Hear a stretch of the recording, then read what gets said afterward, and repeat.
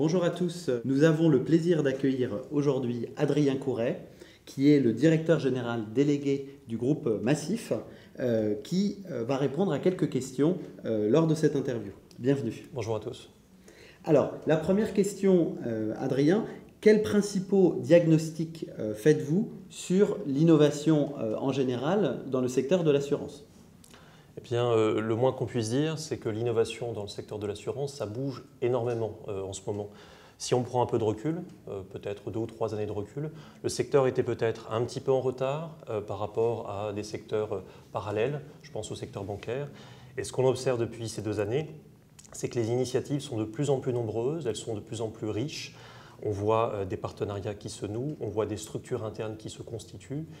Évidemment, à l'initiative de différents acteurs, et depuis 2 ans, le groupe Massif a fait partie des acteurs qui ont été particulièrement en pointe sur cette question de l'innovation. Alors, où est-ce qu'on voit les grandes lignes se dessiner? Si je prends l'exemple, évidemment, que je connais le mieux, qui est celui du groupe Massif, on voit essentiellement 2 lignes d'évolution fortes qui se dessinent dans les organisations.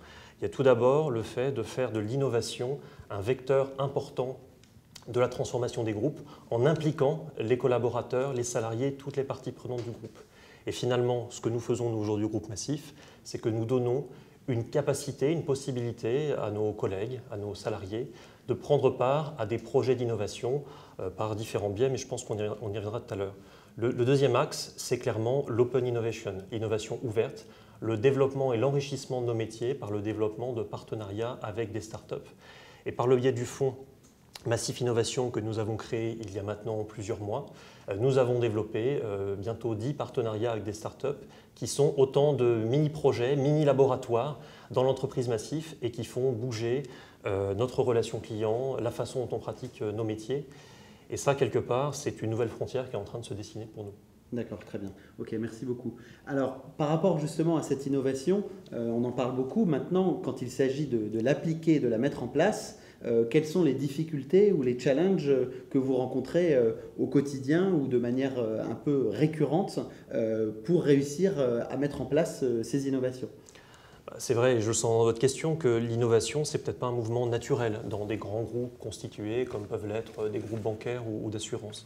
Et ça veut dire que si on veut s'investir dans les sujets d'innovation, ça suppose de s'y investir pleinement et de prendre des décisions assez tranchées, c'est-à-dire des partis pris managériaux, c'est-à-dire des moyens qui soient dédiés pour créer ces espaces où, en relative liberté, il est possible pour la Massif, pour ces parties prenantes d'innover. Alors ces espaces de liberté, qu'est-ce que ça va être par exemple? Tout à l'heure, j'évoquais la possibilité donnée aux salariés de s'impliquer dans l'innovation. Ça va être par exemple 2 fois par an à la Massif l'organisation d'un grand hackathon sur un mode du volontariat qui donne la possibilité aux salariés de venir proposer des évolutions en termes d'innovation, évolution en termes de services, évolution en termes d'efficacité dans la relation client, évolution en termes d'agilité interne.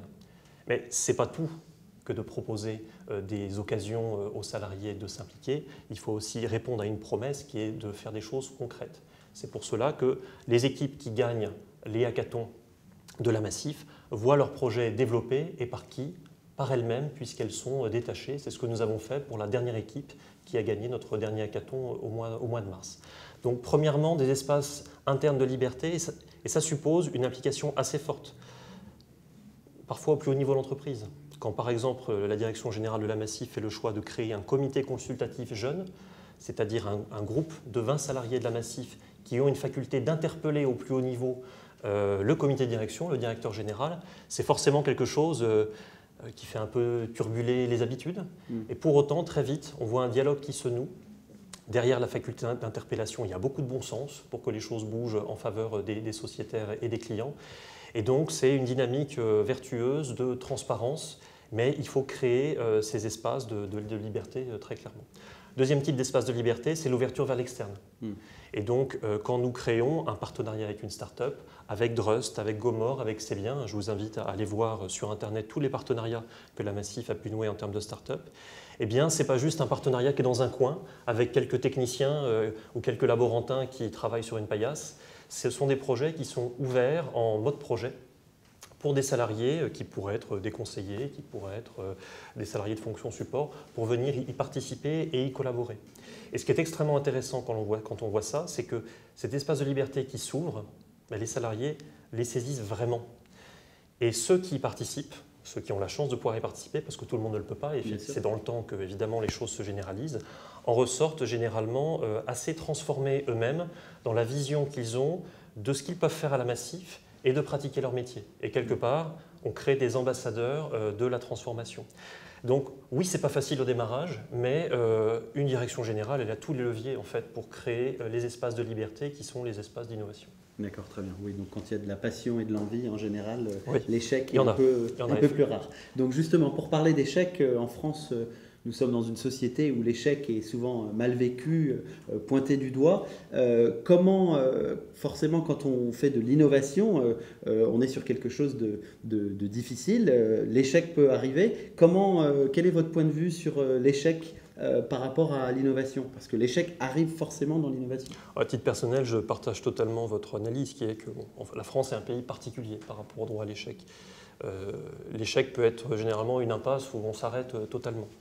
Et il faut regarder cette question sérieusement quand il s'agit d'innovation, pas faire comme si ça n'existait pas. La façon dont nous sommes sortis de ce dilemme, on va dire, du côté du groupe Massif, c'est finalement l'échec, il est incontournable du fait de l'innovation. On ne réussit en innovation que si on a échoué. Les startups, elles appellent ça pivoter.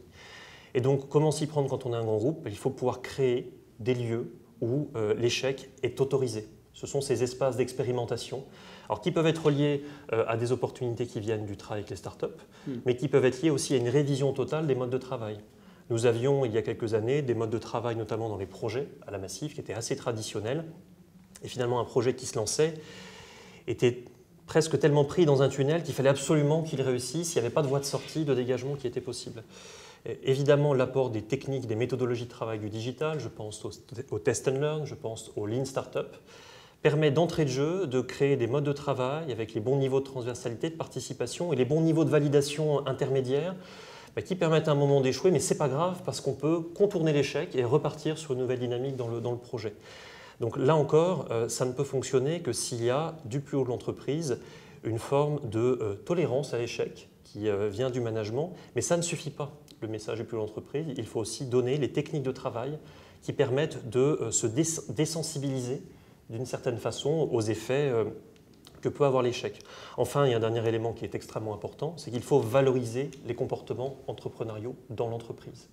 Et pour cela, et ça c'est un discours qu'on a généralement à la Massif, quand on dit que l'innovation ne peut pas être que l'affaire des innovateurs, elle est l'affaire de tous, ça veut dire que les comportements qui sont les comportements de prise de risque, de proposition, d'implication dans des projets, quand je sors quelque part du confort habituel de ma fonction, eh bien que ces comportements-là soient valorisés, y compris dans les dispositifs d'évaluation RH, ou reconnus comme des compétences clés. D'accord, très bien. Okay. Donc vraiment un besoin de bienveillance et de changer un peu les règles du jeu dès le départ. Quand vous parlez de pivot, ça veut bien dire qu'on est dans le positivisme.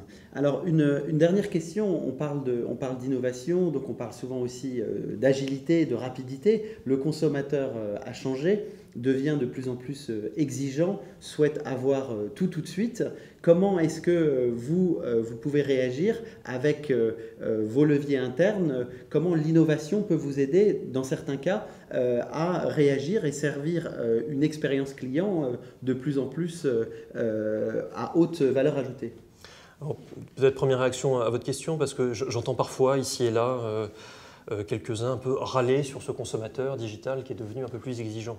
Mais clairement, c'est lui qui fixe la norme. Et j'ai presque envie de dire que par la pression qu'il nous met, pression positive, il nous oblige à nous interroger sur nos pratiques. Donc ce besoin d'immédiateté des sociétaires et des clients, c'est quelque chose qu'il faut accueillir comme la donne du monde qui s'ouvre. Et une mutuelle moderne du XXIe siècle, elle se doit d'aborder ces sujets-là. Alors pour autant, comment fait-on ? Comment fait-on, surtout lorsqu'on part d'un métier d'assurance où la relation client elle est plutôt passive, où on intervient surtout en cas de règlement de sinistre?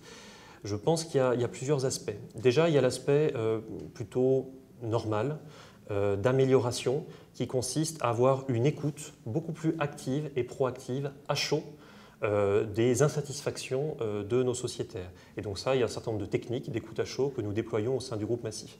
Deuxième élément, avoir une écoute beaucoup plus en continu de nos sociétaires. Et nous avons créé ce que nous appelons l'atelier, c'est-à-dire un panel de près d'1 millier de sociétaires avec qui nous dialoguons régulièrement pour qu'ils puissent nous dire en toute transparence, en toute franchise, ce qu'ils pensent de l'expérience client de la Massif.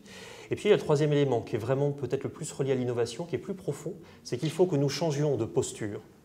D'une posture d'assureur où la relation est plutôt subie, plutôt passive, on attend le contact du sociétaire, on attend le contact du client, à une vraie relation proactive, mais du coup qui ne se fonde pas que sur l'assurance, qui doit aussi se fonder sur un modèle de développement de services. C'est ce que nous voulons faire à la Massif. Nous sommes un assureur auto, nous voulons devenir un apporteur de services à la conduite, pour ce qui concerne l'automobile. Nous sommes un assureur habitation, nous voulons devenir un apporteur de services des sociétaires pour gérer ce qui se passe dans leur domicile. Nous sommes un assureur santé, nous voulons aider dans une démarche de prévention nos sociétaires à les accompagner dans ces démarches de care, d'un meilleur comportement. Et c'est donc en changeant ce positionnement stratégique également que l'on saura mieux gérer cette immédiateté ou cette demande de contact que l'on voit poindre chez le consommateur digital. D'accord, très bien. Écoutez, merci beaucoup Adrien Couret pour ces réponses passionnantes. Un petit mot peut-être sur ce que vous souhaitez voir aujourd'hui, les tendances, le TIDES. Qu'est-ce que vous venez chercher au TIDES ? Alors, je viens de voir et je l'ai déjà un petit peu vu, puisque la Massif est intervenue ce matin, a partagé son expérience ce matin. C'est essentiellement du partage d'expérience parce que tout ce dont on a parlé, c'est l'expérimentation aujourd'hui. On ne sait pas encore totalement quels vont être les outils que tout le monde utilisera demain. Et donc, c'est beaucoup dans cet échange un peu informel avec les collègues de la place que l'on peut sentir quelles vont être les innovations qui demain deviendront générales et industrielles sur le marché. Merci beaucoup. Merci.